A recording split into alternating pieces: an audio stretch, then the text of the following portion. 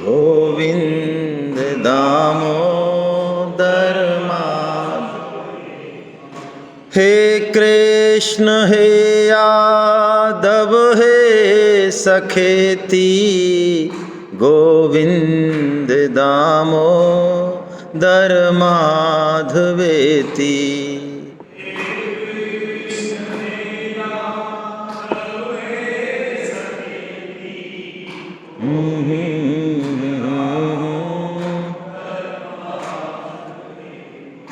श्री कृष्ण गोविंद हरे मुरारे, हे नाथ नारायण वासुदेवा।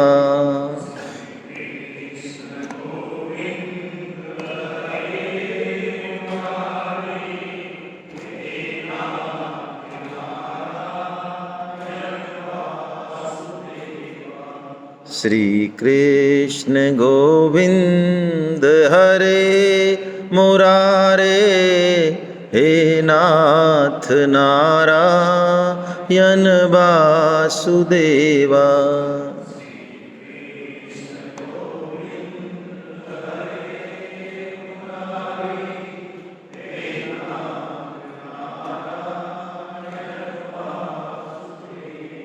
हरे कृष्ण। वसुदेव सुतं देवं कंस चाणूरमर्दनं, देवकी परमानंदं कृष्णं वंदे जगद्गुरुं। आप सभी वैष्णव जनों के चरणों में दंडवत प्रणाम। हरे कृष्णा। श्री कृष्ण कृपा से हम फिर भगवत चर्चा के लिए इकट्ठे हुए। आज का विलक्षण अध्याय पुरुषोत्तम योग, जो भगवान ने क्यों कहा, थोड़ा सा उसकी चर्चा कर लें, क्योंकि हमारी बुद्धि जितना संत बताते हैं उतनी ही जाती है, लेकिन भगवान हमारे बहुत प्रेम करने वाले हैं। हम शरणागत हैं चाहे नहीं, भगवान हमारा पूरा ध्यान रखते हैं। 12वें अध्याय में, मैं आपको लिंक बता रहा हूँ सारे अध्यायों का। 12वें अध्याय में एक प्रश्न था कि सगुण साकार की उपासना करने वाले श्रेष्ठ हैं या निर्गुण निराकार की उपासना करने वाले श्रेष्ठ हैं। भगवान ने बिल्कुल स्पष्ट जवाब दिया कि जो सगुण साकार की श्रद्धा से मेरी भजते हैं मुझे सगुण साकार रूप में, वो मेरे सर्वश्रेष्ठ।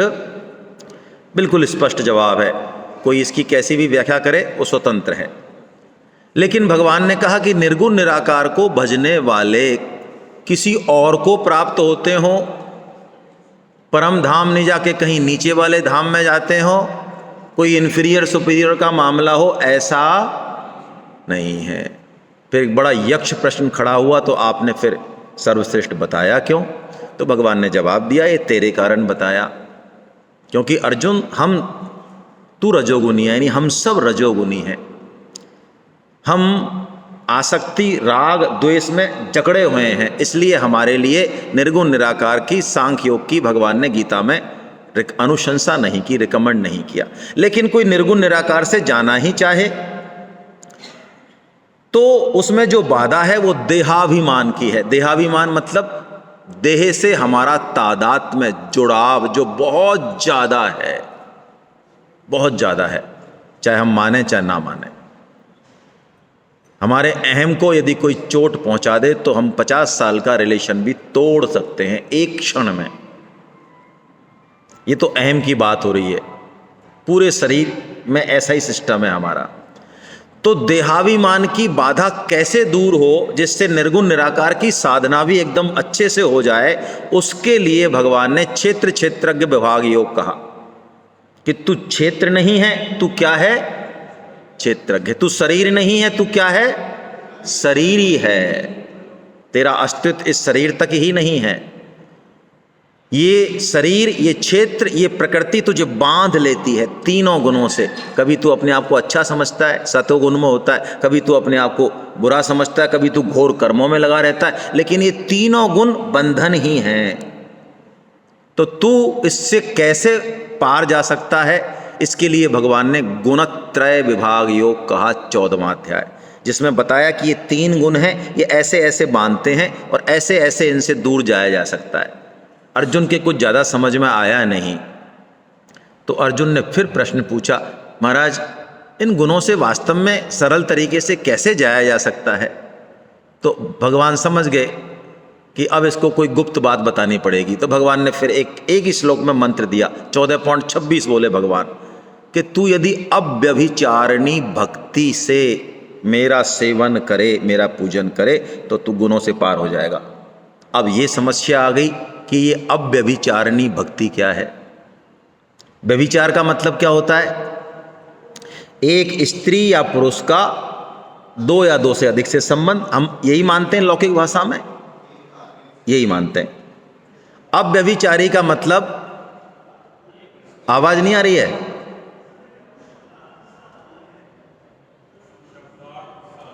व्यभिचार का शब्दार्थ अलग है।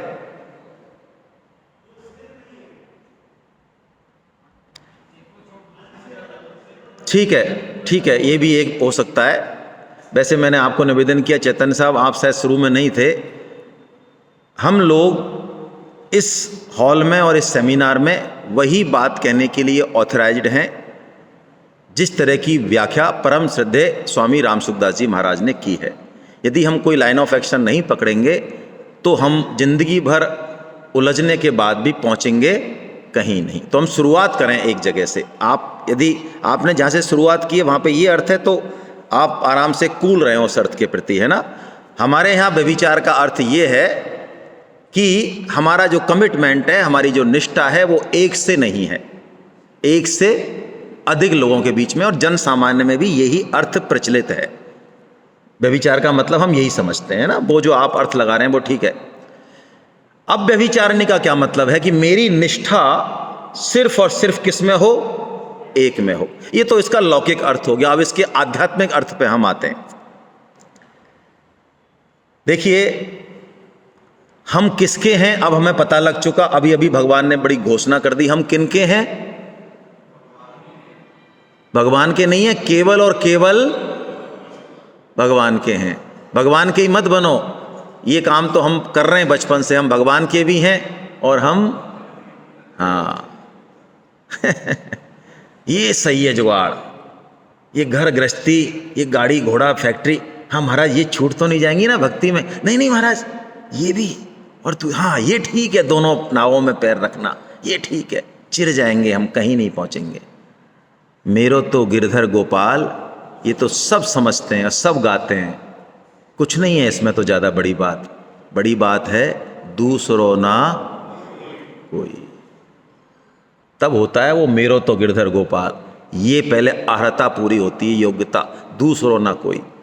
तो अब व्यभिचारिणी का मतलब है हम जिसके हैं, यदि हम उसके अलावा किसी को भी अपना मानते हैं तो इसका मतलब हम क्या हो गए? व्यभिचारी होए कि नहीं होए? बोलिए, ये इसका आध्यात्मिक मतलब है। तो महाराज अब हम शरीर संसार में रह रहे हैं, आपने बता दी इतनी बढ़िया बात है, घर गृहस्थी है, शरीर है, संसार है, परिवार है, फैक्ट्री है, गाड़ी है, घोड़ा है। अब आपको पत्नी से प्रेम नहीं करें और पत्नी ने मान लो टिफिन बनाना बंद कर दिया, 3 दिन में सारी हवा निकल जाएगी हमारी। तो इस संसार में रहते हुए, घर गृहस्थी के काम करते हुए, दुकान बिजनेस चलाते हुए हम अव्यभिचारी कैसे रहें? ये टेक्निक तो आप ही बताओगे ना। तो भगवान ने कहा चल वो भी मैं बताता हूं। तो 14.26 के लिए ही भगवान ने ये पुरुषोत्तम योग कहा कि अर्जुन तू जो देख रहा है ना, ये व्यभिचार कुछ है ही नहीं। ये पूरा संसार जो वृक्ष है, इसकी जड़ में कौन बैठा है? मैं ही बैठा हूं। पत्नी मेरी है, पत्नी भी भगवान की है और मैं भी भगवान का हूं। इस नाते हमारा रिश्ता है भक्त इंडिपेंडेंट रिश्ता, कोई मानता ही नहीं। उस भक्त के सेंटर में हमेशा भगवान ही रहते हैं। इसका मतलब वो बाकी रिश्तों को तवज्जो नहीं देता, उनकी सेवा नहीं करता, उनसे द्वेष करता, ऐसा नहीं। पतिव्रता स्त्री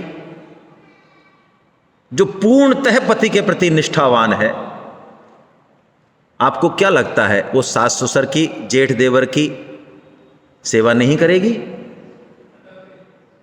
तो फिर वो तो पति से निष्ठा, फिर इधर क्या कर रही है? अब देखिए, स्वामी जी कहते हैं वो सबकी सेवा करेगी, लेकिन किसके नाते करेगी? जेठ की सेवा क्यों करनी भाई? कौन है जेठ? भाई है पति का। अच्छा, ये कौन है? अरे इसने जन्म दिया है पति को, हाँ तो ठीक है, पूजनीय हो गई। ये कौन है? ये छोटा भाई है, हाँ तो ठीक है। सेंटर में क्या है? पति है, बस हो गया काम। अब संसार में जचे जहियां डोलो और राधे राधे बोलो। सेंटर में कौन है? बस भगवान ने सूत्र दे दिया कि इस संसार वृक्ष के जड़ में कौन है? मैं हूं। तो बस तू अलग अलग काम करता हुआ, लोगों से डील करता हुआ दिखेगा जरूर, लेकिन तेरा अव्यभिचारपना हमेशा बना रहेगा। ऐसा कहा भगवान ने। और तू कहा, तू जाएगा कहां? तेरी हिम्मत है क्या? अरे तू मेरा अंश है, नदी कहां जाएगी? समुद्र में आना ही है। कहां जाएगी? कहां जा सकती है? तू मेरा है भाई, तू घूम ले, कबड्डी खेल ले, लेकिन तुझे आना पड़ेगा अल्टीमेटली मेरे पास। अच्छा, मैं आपका हूं तो महाराज आप तो ऐसे हो और हम कैसे हैं ये तो आपको ही पता ही है। अच्छा, तो भगवान ने फिर दैवासुर संपद विभाग योग कहा कि अर्जुन तू चिंता मत कर, तू भी मेरे जैसा ही है। तू जो अपने आप को गिदड़ समझ रहा है, ये तू सब उधार का सामान ले आया, तू पता नहीं कहां से इधर उधर से है। हटा इसको। जैसे ही हटाएगा, चेहरे पे धूल नहीं है, तेरे पे शीशे पे धूल है, तेरा साफ तो कर, फिर देख तेरा चेहरा दिखेगा बढ़िया से। ओहो हो, बस। तो भगवान ने दैवासुर संपद विभाग योग कहा, ये तेरे अंदर है। हटाए ना आसुरी संपत्तियों को। भगवान ने वर्णन की आसुरी संपत्ति, बिल्कुल सीक्वेंस से गीता चल रही है। हमें कई बार लगता है पता नहीं भगवान कभी तो क्या कह देते हैं, कभी क्या देते हैं, समझ नहीं आता है, कहाँ घुमाते रहते हैं। ऐसा लगता है। ऐसा लगता है तो आप 2 बार पढ़िए, 3 बार पढ़िए, 10 बार पढ़िए, 20 बार पढ़िए। एक श्लोक 1 इंच भी भगवान इधर से उधर नहीं जाते हैं। कोई हमारी तरह थोड़ी है, कभी यूँ चलेंगे और कभी यूँ चलेंगे, कभी कुछ बोल देंगे रट रटा के। ऐसे नहीं है मामला। मामला कुछ और है भाई। वहाँ नहीं है गड़बड़ इधर है, इधर ठीक करो, इधर दिखेगी फिर बात। संत कृपा से दिखेगी, भगवत कृपा से दिखेगी। तो अब भगवान देवासुर संपद विभाग होने के बाद अब जो बात बोल रहे हैं बहुत इंपॉर्टेंट बात है, सार है पूरा इस सब पूरे प्रकरण का। ऐसा मान लें आप, अब तक जो भगवान घुमा घुमू के लाए इतनी दूर से, अब ये बात जो भगवान कह रहे हैं ये बड़ी प्यारी बात है, करणीय तत्व है। मैं इस पे बड़ा फोकस करता हूं। क्यों करता हूं? हम बुद्धि में तो चीजें बैठा लेते हैं, लेकिन जब चलने का नंबर आता है, करने का नंबर आता है, तब अपनी मन बुद्धि के अहंकार को, आग्रह को छोड़ नहीं पाते हैं। बस फिर उन्नति नहीं होती। यदि बीज को वृक्ष बनना है तो मिट्टी में दबना पड़ेगा और अपना स्वरूप खोना पड़ेगा। अभी जो हमारा अहम है, इस अहम को मिटाने के बाद वो 24 कैरेट गोल्ड प्रकट होगा अंदर से, लेकिन हम उसको छोड़ना नहीं चाहते। तो भगवान अब आज्ञा दे रहे हैं कुछ, देखें उनकी 2 श्लोकों में क्या कह रहे हैं और इसको जीवन में धारण करने का संकल्प लें। तो वो बातें जो सुनी हैं भगवान की दिव्य बातें, वो कुछ पचेंगी। पाउडर तो खा रहे हैं एम्बे का, शायद 10,000 का आता है, पता नहीं कितना, मेरे टाइम पे तो 5,000 का आता था। लेकिन और कहते भी 100% प्रोटीन है, बाकी में 15-14, बहुत अच्छी बात है, लेकिन पचाने की क्षमता तो 1% ही है, बाकी तो सब पौ बारे जा रहा है। तो क्या कर लेगा वो एम्बे का पाउडर हमारा? अरे क्या कर लेगा? इससे बेहतर तो वो है जो घटिया पाउडर खा रहा है, 15% ही है, लेकिन वो 50-10 रहा है, वही हमसे आगे निकल गया। आप एम्बे खा के भी पीछे हो।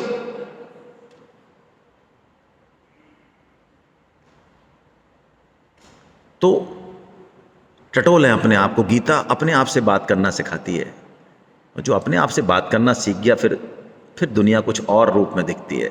आइए वाचन करते हैं और चर्चा करते हैं इन श्लोकों पे। यह शास्त्र विधि मुसृज्य वर्तते काम कारतः न स सिद्धिमवाप्नोति न सुखम न पराम गतिम। क्या बात कही भगवान ने। ये शास्त्र विधिम उत्सृज्य वर्तते काम कारता, जो शास्त्र विधि को तो पालन नहीं करता, अवहेलना कर देता है, कुछ भी कहता रहे कोई, और वर्तते क्या करता है, मन माना आचरण। यार गीता में भगवान ने कहा तो है, लेकिन मेरे विचार से, मेरे आइडिया से बड़ा मुझे गुस्सा आता है। क्या कर, गुस्सा क्या, बड़ा वितृष्णा होती है। गीता के प्रोग्राम में जाने को मिलता है और चीफ गेस्ट बुला लेते हैं आयोजक, जबकि हमारे यहाँ बिल्कुल हाथ जोड़ के निवेदन किया जाता है कि हमारे यहाँ कोई माला अर्पण, चीफ गेस्ट और ये फालतू के बड़े बड़े काम नहीं किए जाएं, बस गीता श्रवण हो मात्र। ये बैनर ये आलतू फालतू हैं, मोमेंटो ये कचरा फालतू का। और चीफ गेस्ट के रूप में किसको बुलाएंगे, महामहिमों को। चांसलर साहब आ रहे हैं और वो बड़े गर्व से घोषणा करते हैं कि हमने गीता नहीं पढ़ी, लेकिन मेरे विचार से जो गीता में कहा है उस पर फिर वो आधा घंटा बोलते हैं। वाह वाह, इतनी भी हिम्मत नहीं कि भाई गीता का प्रोग्राम है, मुझे चीफ गेस्ट बुलाया, लेकिन मुझे कुछ नहीं आता, मैं सुनना चाहता हूं। वर्तते काम कारता, अपने मन बुद्धि के चलाए जो चल रहे हैं, कामना के कारण जो चल रहे हैं, भगवान कहते हैं न स सिद्धिम अवाप्नोति, उसको सिद्धि नहीं मिलेगी, उसको सुख नहीं मिलेगा और उसको ना गति मिलेगी कोई। लगता होगा उसको कि भौतिक प्रगति हो रही है और उसको लगेगा भी बुद्धि के बहुत लॉजिकल बात कर रहे हैं हम। देखो 2+2 4 हो रहा है ना, देखो देखो, आपकी बात में लॉजिक नहीं है। लिव इन रिलेशनशिप उदाहरण के तौर पर समझाता हूं। क्यों कर रहे हैं भाई? भाई मूर्खो, जिसके साथ रहना है जिंदगी भर, जरा उसको थोड़ा देखा तो जाए, स्वभाव को मिलाया जाए, आदतों को जरा एक्सचेंज तो किया, जरा देखें तो सही किसके साथ 40 साल 50 साल काटने। तो ये तो बड़ा लॉजिकल है। और दुर्भाग्य है 50-50 लाख के पैकेजेस वाले हमारे बच्चे, हम कहें चाहे नहीं कहें, थोड़ा आइडिया है मुझे, बहुत बुरी हालत है हम सब लोगों की, बहुत बुरी हालत है हम लोगों की। तलाक हो रहे हैं, कैसी कैसी बातों पे हम मुंह छिपाने लायक हैं। और मैं पूछता हूं एक प्रश्न इन पढ़े लिखे लोगों से कि जो 50-70 साल 100 साल पहले जो मूर्ख राज हुआ करते थे, जो बिना देखे तक शादी किया करते थे अपने माँ बाप के कहने पे, दादा दादी के कहने पे, उन मूर्ख राजों से तुम इंटेलिजेंट कैसे पैदा हो गए?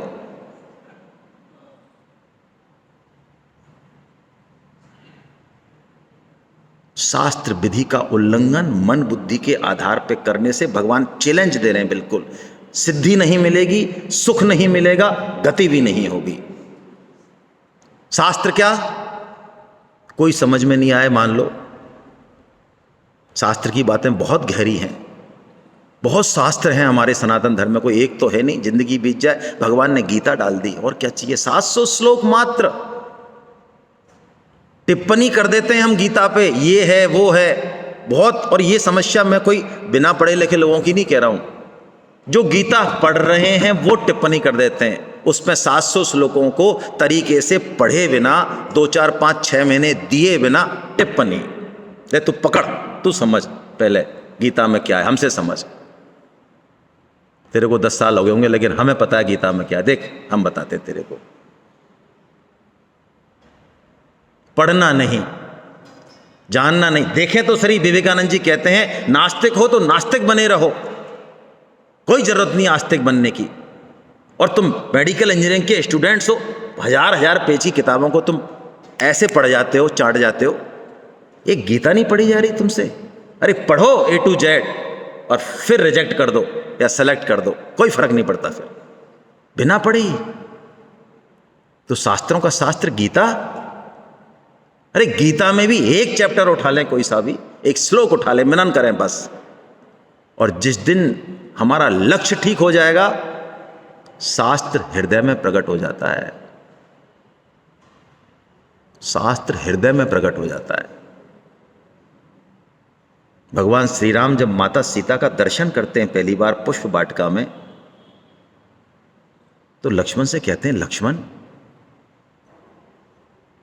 जो मन कभी सपने में कहीं गया नहीं, हेलो, सपने में, वो मन आज इस जनक कुमारी के लिए खिंच रहा है। कोई बात है, कोई रिश्ता है हमारा। वाह, क्या बात है। क्या करना है, क्या नहीं करना, ये शास्त्र हमारे हृदय में प्रकट होकर बता देगा।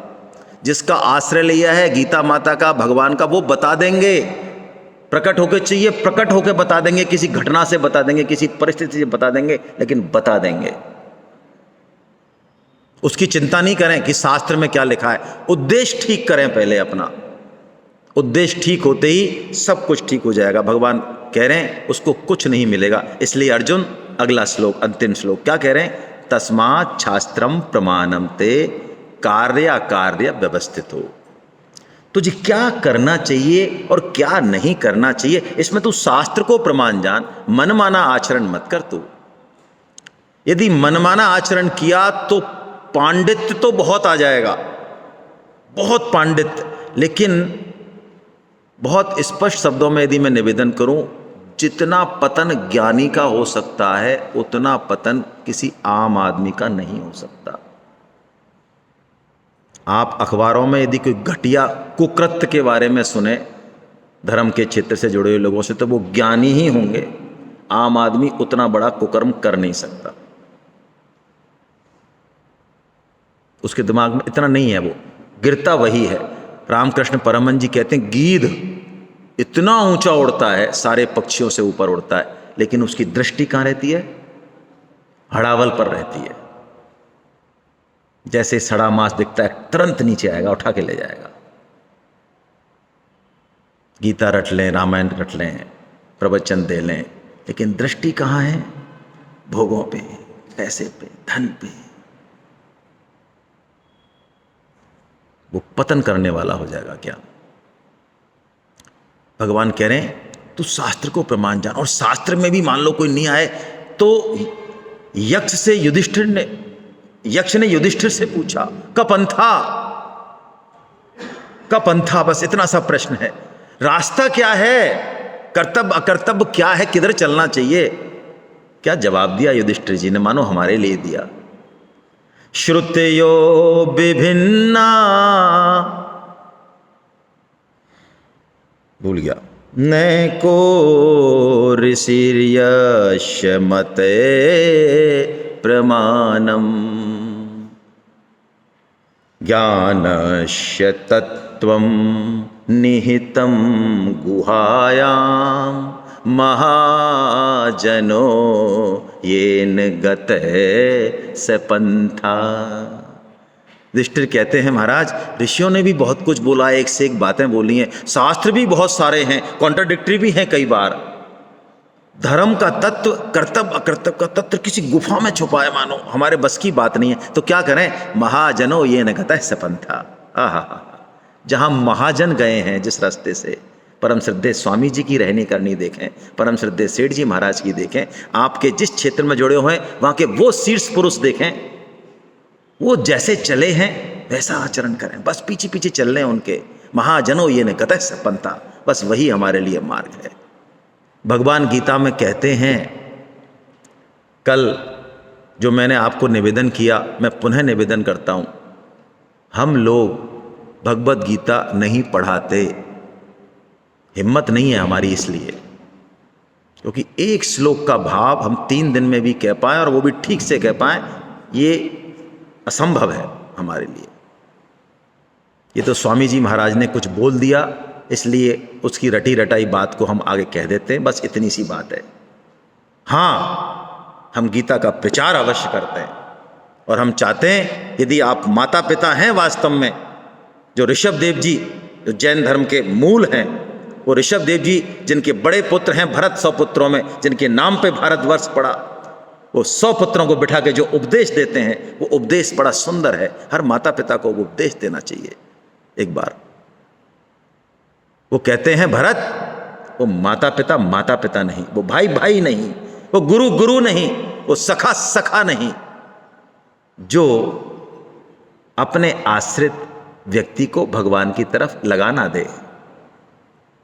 आपको लाने का भी हक नहीं है, शास्त्र तो इतनी कड़वी बात कहता है। उस जीव को अपनी सेक्सुअल डिजायर के लिए पृथ्वी पर लाने का भी हक नहीं है, शास्त्र की यदि कड़वी बात का अनुसरण करें तो, यदि हम उसे भगवान की तरफ नहीं मोड़ सकते तो। मैं अपने मन से नहीं कह रहा हूं, 5वें स्कंद के 5वें अध्याय का 18वां श्लोक है, आप देख लेना। गुरुर न सस्यात, जननी ने सस्यात, बंधु न सस्यात।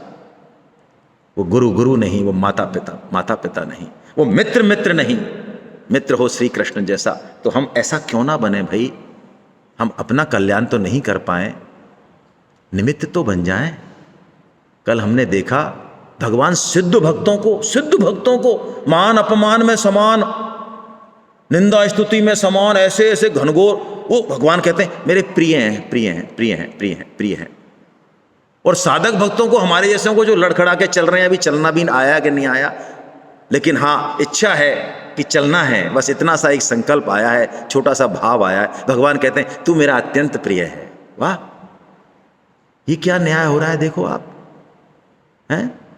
ये राजा भोज का न्याय क्या हो रहा है। सिद्ध भक्त तो प्रिय हैं और हमारे जैसे आड़े तिरछे भगवान कहते हैं ये अत्यंत प्रिय हैं। वाह वाह, ऐसा ही न्याय है ये। अंधाधुंध सरकार है, तुलसी भजो निसंक हैं, और रीझे देवे परम पद, ओस खींचे देवे परम पद और रीझे देवे लंक। ऐसा ही है बस। पोता जो है दादाजी की पीठ पे चढ़ा हुआ है, घोड़ा बना रखा है ना, मूछे खींच रहा है, दादाजी प्रसन्न है, और बड़ा बेटा तनख्वाह ला रहा है, सब कर रहा है, हाँ ठीक है रख दे, बढ़िया करता हूँ बात तेरे से, रख जा भी। मस्त है पोते में, हाँ बेटा हाई कोर्ट का जज है लेकिन घोड़ा बना हुआ है, बढ़िया टिक टिक टिक टिक टिक टिक घुमा रहा है पोता आराम से। वाह, क्या अंधाधुंध सरकार है।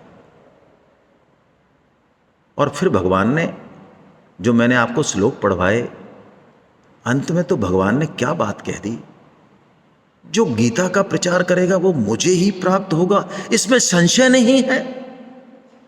और इतना कह के रोके नहीं, फिर कहा कि जो निष्काम भाव से गीता का प्रचार करे, निष्काम भाव बोला है भगवान ने, लेकिन देखिए कोई मान बढ़ाई की भी इच्छा नहीं होनी चाहिए।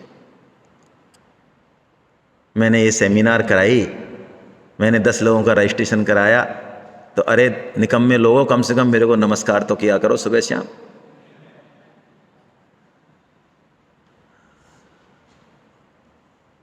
किसका कल्याण हो रहा है ये आप करेंगे तो पता चलेगा। हमें ऐसा लग रहा है कि हम दूसरों का कल्याण कर रहे हैं, तो हम बहुत बड़े मूर्ख राज हैं, बहुत बड़े मूर्ख राज हैं। पहले तो हमको आईसीयू में भर्ती होना चाहिए। निष्काम भाव से जो गीता का प्रचार करेगा, भगवान कहते हैं उससे प्रिय ना तो कोई है और ना तो क्या हमें प्रिय नहीं बनना भाई, पंडित बनना है क्या कि प्रिय बनना है। अरे माँ कैसी थी, कहाँ जाती थी, क्या करती थी, शादी से पहले कौन से कॉलेज में पढ़ी, किससे क्या कैसे क्या हुआ, पिताजी से कैसे बात करती थी, बाबा से कैसे करती थी, ये हिस्ट्री निकालनी है या माँ का प्यार पाना है भाई। उद्देश्य क्या है, माँ का प्रेम पाना है। बिकने के लिए तैयार खड़े हैं ठाकुर जी। और गोवर्धन पर्वत नहीं उठाना, जितनी क्षमता दे दी भगवान ने, 5 लोगों की, 50 लोगों की, 10 लोगों की, 100 लोगों की, बस उस क्षमता को लगाना है। और लगाना ही है, रिजल्ट क्या मिले वो उससे, वो भगवान ऐसा है, तुम रिजल्ट पूरा दोगे तो मैं प्रसन्न होऊंगा, नहीं तो नहीं होऊंगा। तुमने 20 लोगों के लिए फ़ोन किया और 20 में से 20 जुड़े तो मैं प्रसन्न हूँ, और 20 में से एक भी नहीं जुड़ा तो कुछ नहीं ना। फ़ोन करना, अपनी क्षमता को यूज करना, इसमें छुपा है राज, रिजल्ट में नहीं छुपा राज। तो इस काम में हम लगें और संकल्प करें। मैं आपसे फिर निवेदन कर रहा हूं, मन बुद्धि का आग्रह छोड़ के, शर्म छोड़ के संकल्प करें। आप बहुत अच्छा करना चाह रहे हैं, आपके मन में बहुत अच्छा भाव है, प्रणाम करता हूं, सभी लोगों को प्रणाम करता हूँ। अद्भुत भाव है यहाँ पे। मुझे बताया गया, हमारे सर का तो खैर मैं क्या कहूँ, अब बार बार कहूँगा तो ये मेरी पिटाई भी कर सकते हैं बाद में, लेकिन मुझे बताया यहाँ हर आदमी डिमांड क्रिएट हो उससे पहले पूर्ति के लिए तैयार है। मुझे ऐसा कुछ फीडबैक मिला कल, क्या चाहिए और किसी को पता लग जाए तो वो तुरंत उसकी पूर्ति करके अलग हट जाता है। बहुत अच्छी बात है ये, बहुत अच्छी बात है। लेकिन संकल्प कर देना चाहिए। संकल्प को जैसे ही हम प्रकट करते हैं ना, फिर वो पूरा होता है, भगवान उसको पूरा करते हैं। जैसे लड़की की शादी करनी है तो सबसे पहले डेट डिसाइड होती है। हम ये नहीं कहते अच्छा फूफा जी आप आ जाओगे क्या 3 मार्च में, फूफा जी कहते हम आ जाते हैं। अच्छा आप मामा जी हम नहीं आएंगे, ऐसा सबसे पूछ पूछ के डेट डिसाइड करते हो। डेट डिसाइड कर दी, अब टेंट होगा, अब हलवाई होगा, अब मामा आएंगे, फूफा आएंगे, नहीं आएंगे। डेट डिसाइड होगी तो शादी होगी। और मैं तो कहता हूं संकल्प करके पूरा नहीं भी कर पाए तो कौन सी नाक कट जाएगी। अभी तक नाक कटी नहीं है क्या? अरे अनमैरिड लोग नहीं समझेंगे, हमारे विवाह जो जिनका विवाह हो चुका है वो तो खूब समझते हैं, रोज ही तो कटती है अब कहें किससे तो एक बार भगवान के लिए कट जाएगी, क्या फर्क पड़ रहा है। तो करें संकल्प। बहुत तरीके हैं प्रचार के, मैंने बता दिया। गीता सेमिनार आयोजित कर सकते हैं। मैं मंच से फिर घोषणा कर रहा हूं, सुने सेमिनार करेंगे तो आपको शुल्क रखना है। मुझे फीडबैक है कि हमें पैसों की कोई जरूरत नहीं, हम पैसे नहीं लेंगे, रखिए उन पैसों को अपने पास। आपका जो ईगो है ये अहम है, ये टूटना चाहिए, यही तो सेमिनार में होगा। पैसे लीजिए, एक्सपोज कीजिए अपने दोस्तों में, रिश्तेदारों में, हाँ मुझे पैसे चाहिए। मैं जो कहता था कि पैसा हाथ का मैल है ना, पैसा मेरे लिए बहुत इंपॉर्टेंट है, पैसा दो, 1000 रुपये दो। टूटने दीजिए अपने आप को। बिना पैसे के प्लीज कोई सेमिनार नहीं होगी। बुक्स हैं कुछ अवेलेबल हैं, भगवत गीता जीवन संगीत है, दीजिए लोगों को। गीता प्रेस की किताबें दीजिए। हम गीता क्लास के फॉर्म हमने कल 25 छपवाए। मुझे फीडबैक पता चला कि 2 लोग क्लास ज्वाइन करना चाहते हैं। स्वतंत्र हैं आप, और प्रणाम भी है आपको। क्यों प्रणाम है? सुन रहे हैं आप भाई, आप सुन रहे हैं तो आपका कर्जा तो हमारे ऊपर है ही, उतार नहीं सकते हम। आप नहीं सुने तो हम कब इनको दीवारों को सुनाएंगे क्या? लेकिन हम 7 दिन में 2 घंटे नहीं निकाल सकते, मात्र 1 दिन, वो भी हमारे मनमाने दिन पे। और ये उन पंडितों के लिए ज्यादा कह रहा हूं जिनको लगता है कि हमने गीता पढ़ रखी है। यदि गीता पढ़ के बार बार पढ़ने की इच्छा नहीं हुई तो आपने धूर पढ़ा, फिर कुछ नहीं पढ़ा। रामचरित जे सुनत अघाही, रस विशेष जाना तिन नाही। गीता पढ़ के यदि आपने बंद कर दी, कुछ नहीं पढ़ा आपने। जिस दिन गीता का रस समझ में आएगा, बार बार 10 बार। और आप देखते होंगे जो गीता के प्रकांड पंडित हैं वो यहाँ नहीं है, भीलवाड़ा के, जरूरत नहीं है उनको। यहां कोई वक्ता नहीं बोल रहा, यहां गीता का कृष्ण तत्व बोल रहा है। तो आप क्लास में रजिस्ट्रेशन करें, खुद का कराएं सबसे पहले तो, खुद का कराएं, खुद का। दूसरों को नहीं सुधारें। हम सुधरेंगे तो जग सुधरेगा। हमारी सेमिनार्स होती हैं, मैं कल आपको जोड़ दूंगा ग्रुप में। कहीं भी आपका कोई है, सेमिनार हो रही है, जरा फोन खटखटाइए 2 4 5, थोड़ा सा फोर्स कीजिए ना। अपने बिजनेस के लिए नहीं करते हैं क्या? थोड़ी नहीं सहलाते हैं क्या लोगों की? तो भगवान के लिए सहला दीजिए, क्या फर्क पड़ रहा है भाई, यही काम आएगा। तो बहुत जल्दी हम इस सेशन को वाइंड अप करेंगे। हम आपके पास आ रहे हैं माइक लेके। क्या करना है मैं बहुत सिंपल शब्दों में बता देता हूं आपको। नाम बता दें, कहां से हैं, क्या करते हैं ये बता दें 10 सेकंड में। ये सेमिनार कैसी लगी 20 सेकंड में बता दें। कोई सजेशन है स्पष्ट कह दें, कोई समस्या नहीं है। ये सब 30-40 सेकंड में ख़त्म करने के बाद, लंबा नहीं जाए बहुत ज़्यादा, है ना। गीता प्रचार कैसे करना चाहेंगे, उसका संकल्प यदि आप कर सकें तो वो बता दें। बस हम सबके पास आ रहे हैं। सबसे पहले तो शुरुआत उनसे कर लेते हैं सर, जिनके मन में कोई भाव, यदि कोई आगे से कहना चाहता है कि साहब मेरे मन में कोई भाव है, मैं बोलना चाहता हूँ, कोई संकल्प है किसी का बड़ा, तो वो बोल दें, उसके बाद सबके पास हम आएंगे। चलिए बोलिए, चालू कर लें इसको, शायद चालू नहीं है, चालू है। आप सभी को साथ गीता जो एक पुस्तक आपको के साथ दी गई है, उसी के बारे में हम बताना चाहता हूँ। पर्सनल डेवलपमेंट और